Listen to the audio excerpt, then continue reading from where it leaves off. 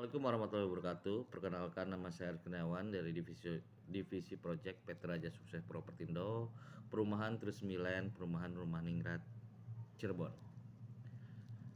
Dalam video kali ini saya akan membahas mengenai elevasi. Apa itu elevasi dan bagaimana cara menghitung elevasi dari ketinggian tanah, beserta alat-alat apa saja yang sering digunakan dalam menentukan elevasi yang sering kita gunakan dalam proyek perumahan. Pengukuran merupakan proses yang sangat penting dalam pembangunan, karena hasil pengukuran tersebut dapat menentukan hasil kedepannya. Seperti contoh pengukuran elevasi. Dalam pembangunan rumah atau lantai-lantai rumah juga memerlukan pengukuran elevasi.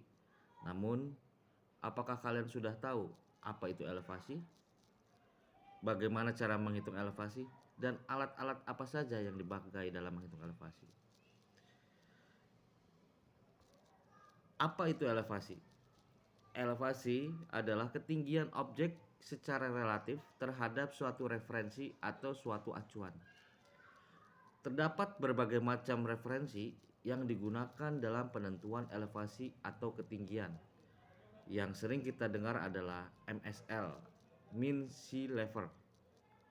Kemudian elevasi ini kita gunakan dalam pekerjaan dalam penentuan titik nol keramik dalam suatu pembangunan unit rumah, kemudian titik nol jalan atau top jalan dalam pembuatan jalan, titik nol kafling atau titik level top kafling, titik nol atau titik top saluran untuk pekerjaan saluran, dan berbagai macam pekerjaan saluran yang kita kerjakan harus ditentukan elevasinya sesuai dengan rencana agar dari pekerjaan jalan, saluran, kemudian unit rumah itu mendapatkan ukuran yang pas, akurat sesuai dengan perencanaan. Oke, bagaimana sih cara menghitung elevasi? Prinsip dasar menghitung ketinggian ialah dengan mencari perbedaan tinggi antara dua titik, di mana salah satu titiknya merupakan titik referensi atau titik acuan yang telah diketahui ketinggiannya. Setelah didapatkan perbedaan ketinggian, maka tinggi objek dapat ditentukan dengan melakukan penjumlahan antara titik tinggi titik referensi dengan beda ketinggian. Perlu diingat bahwa nilai beda tinggi tidak selalu positif. Jika beda tinggi bernilai negatif, maka dapat disimpulkan tinggi objek lebih rendah dari titik referensi atau titik acuan yang digunakan.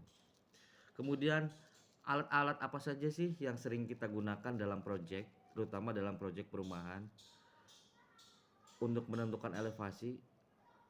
Berdasarkan cara menghitung elevasi tadi di atas yang telah saya jelaskan, tentu saja pekerjaan memerlukan alat pendukung untuk membantu proses perhitungan pada bangunan. Alat-alat yang dipakai untuk menentukan elevasi adalah satu, teodolit. Teodolit ini berfungsi untuk mengukur jarak serta pengukuran sudut, baik jarak dan sudut horizontal, mendatar maupun sudut vertikal atau tegak. Perhitungan elevasi pada alat teodolit menggunakan prinsip perhitungan jarak vertikal atau tegak. Kemudian yang kedua adalah total station atau TS. Cara kerja total station sendiri sama dengan teodolit, hanya saja total station lebih canggih dari teodolit. Total station dilengkapi dengan memori sehingga memungkinkan alat untuk menyimpan sudut dan jarak yang diukur, sehingga dapat langsung data tersebut dimasukkan ke dalam komputer.